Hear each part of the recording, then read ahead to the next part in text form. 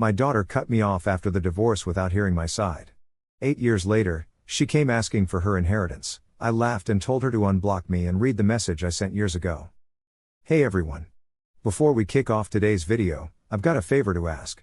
We've noticed our channel isn't getting as much love lately, and subscribing is one of the easiest ways you can help us out. It's quick, free, and it means we can keep bringing you awesome content. Your support really means a lot, so let's work together to keep this channel growing. Thanks a bunch. Now, let's dive into the video. Hey there. I'm David Langston, 56 years old now. If you'd told me 8 years ago that I'd be writing this just to get it off my chest, not for sympathy or closure, I would have laughed at you. I always thought time healed everything, but it turns out that's not true. Sometimes it just shows you who actually cared. 8 years back, I went through a nasty divorce with Marlene, my wife of over 20 years. She was 46 and I was 48. We had a daughter, Emma, who had just turned 20. When we split, Emma didn't hesitate to pick a side, and it wasn't mine. She blocked me, refused to talk to me, and the last thing she said was, "Mom said everything I need to know about you." I tried everything, calls, messages, even stood outside her dorm for hours just to see her. She called security on me, and I got the message loud and clear: stay away. It wasn't just the divorce that hurt, it was being erased from my daughter's life. Marlene painted me as the absent, selfish guy who was too into his construction job to care. I did work long hours, I was the breadwinner while Marlene stayed home with Emma. I never minded that, I was proud of providing for them. But when things got tough, Marlene easily turned Emma against me. For 8 years, I focused on work and cared for my mom, who had Alzheimer's. She passed away last year, leaving me with no family. At the funeral, I realized just how alone I was. So when my phone rang 2 months ago and I heard, "Hi Dad," I nearly dropped it.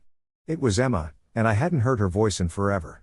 She found out about her grandma's passing online and wanted to check on me. I was shocked but grateful. We agreed to meet for dinner at my place the next Saturday. I cleaned up and made shrimp Alfredo, her favorite. When she arrived, it was like time hadn't passed. She looked so much like her mom, but I could still see the little girl I used to carry around. We had an awkward dinner, but I cherished it. I finally asked her why she never asked for my side. She admitted she was scared and just believed what her mom said. She apologized and said she felt ashamed. I wanted to believe her, but then she dropped the bomb. She got engaged and was hoping to hear about Grandma's inheritance. When she didn't, she reached out to me. She said she needed help with the wedding costs and asked about the inheritance. It was like a knife to the heart. I had dreamed of seeing her again, being her dad again, but realized she just saw me as a wallet. I told her Grandma had changed the will and left everything to me, as I planned to use the money to start something new. So, I've got this little woodworking business and decided to offer my daughter a few $1,000s from my own pocket for her wedding. But when I told her, she looked so disappointed. She said, "That's it?" And I replied, "Yeah, that's all I can give." Then her tone got all sharp, reminding me how Grandma said I'd inherit everything since I was her only grandkid.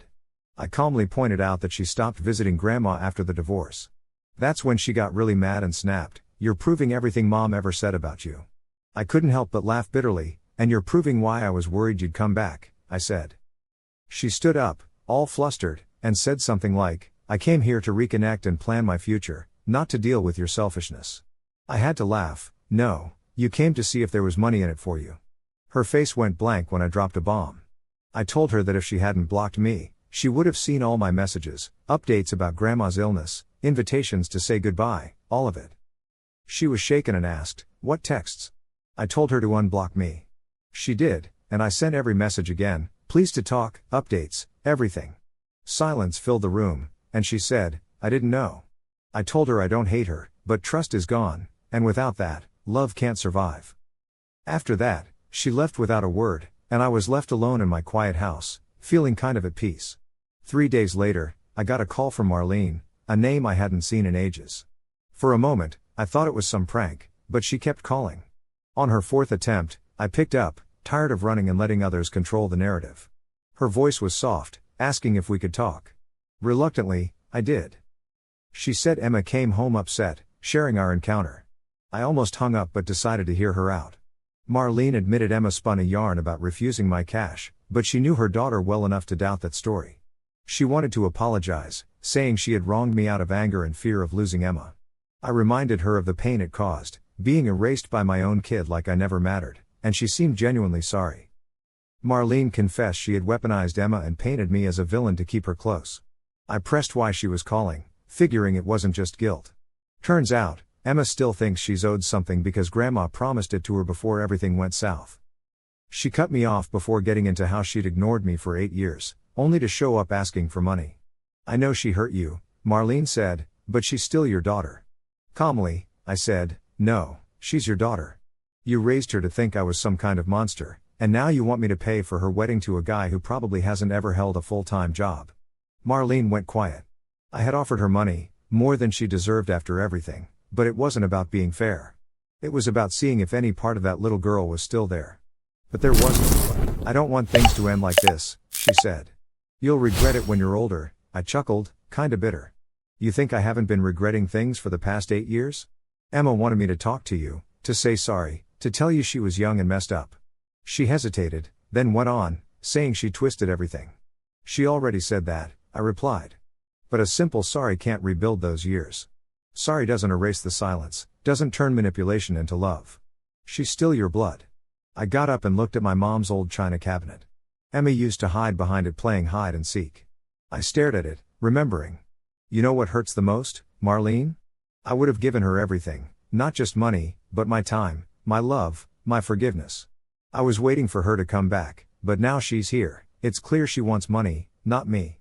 She misses you, David. No, I said, she misses what I can provide. Silence followed. She's devastated, Marlene said. So was I replied. Another pause, and then she asked something unexpected. Do you hate her? No, I said honestly, but I don't know her anymore. The person I met last week, she doesn't love me. She loves the idea of what I represent, a missed opportunity, a financial fix, a name on a check. I sighed, tired of only being needed when it's convenient. And with that, I ended the call. Later, a letter arrived, no return address, just my name written by hand. Inside, a photo of Emma at 5, perched on my shoulders, grinning with pigtails flying in the wind. A short note was attached. I don't know how to fix what I broke. Maybe I never can, but you were the best dad I could have asked for, and I'm sorry I didn't see it sooner. No ask for cash, no wedding mention. Just that. I placed the photo on the mantle but didn't call her, not out of anger or spite, but because I finally got it. Forgiving doesn't mean reuniting, and sometimes, stepping away is the only way to truly heal.